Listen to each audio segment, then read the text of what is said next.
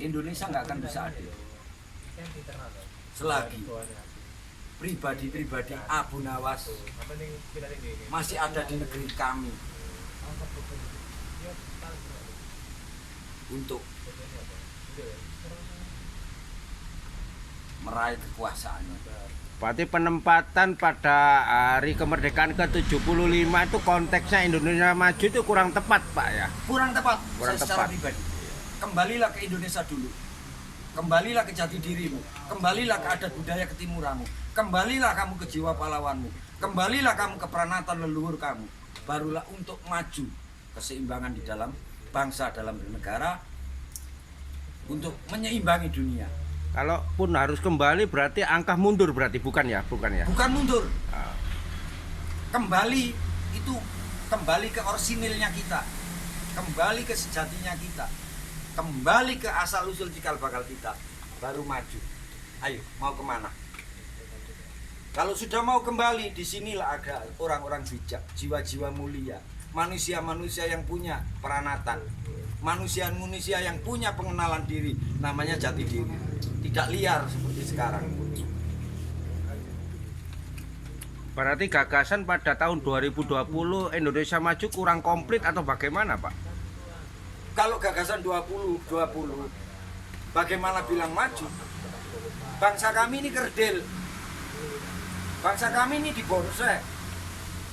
Bangsa kami itu dilepas dari cikal bakalnya. Bangsa kami itu melupakan akar rumputnya. Karena kekuatan golongan kelompok satuan masih diprioritaskan di dalam bangsa kami. Saya menunggu Indonesia Raya. Raya yang bisa dirasakan semuanya mulai dari lapisan segala-galanya, Sabang sampai Merauke. Tidak pandang bulu. Jadi gagasan Indonesia Maju ke apakah sebuah putusan dari pihak yang punya kebijakan sendiri, terlepas dari itu harusnya kan ada sebuah rembuk dari mungkin cendekiawan, mungkin budayawan atau bagaimana, atau tidak terlibatkan hanya sebuah pemutusan sebagai hak, sebagai penguasa begitu, Pak? Kalau bagi saya bilang Indonesia Maju itu hanya angan-angan.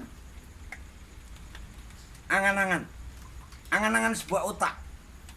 Otak yang takut terhakimi, otak yang takut dinilai kurang.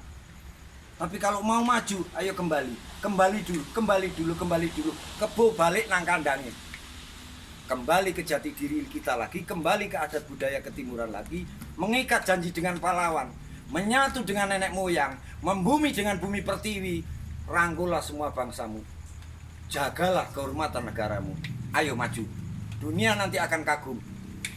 Artinya menurut jenengan itu harus jangan pernah lupa sebuah sejarah ya, karena kelam punya sejarah bangsa Indonesia begitu ya, Pak ya. Siapa yang melupakan sejarah, dia akan hancur, digerus oleh sejarah itu sendiri. Apa sih yang namanya sejarah itu? Manusia tidak bisa dipisahkan dengan pendahulunya. Yang dikatakan sejarah adalah sejalan dan searah.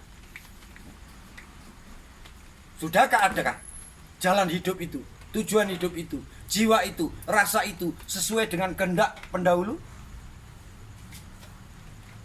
Sesuai dengan cita-cita pendahulu? Sesuai dengan pengorbanan pendahulu? Kenapa berani berkorban? Saya boleh berkorban sekarang, tapi kemerdekaan untuk anak cucu kami, apa itu sekarang hasilnya? Buat apa kita hidup kalau tidak bisa merasakan jiwa merdeka?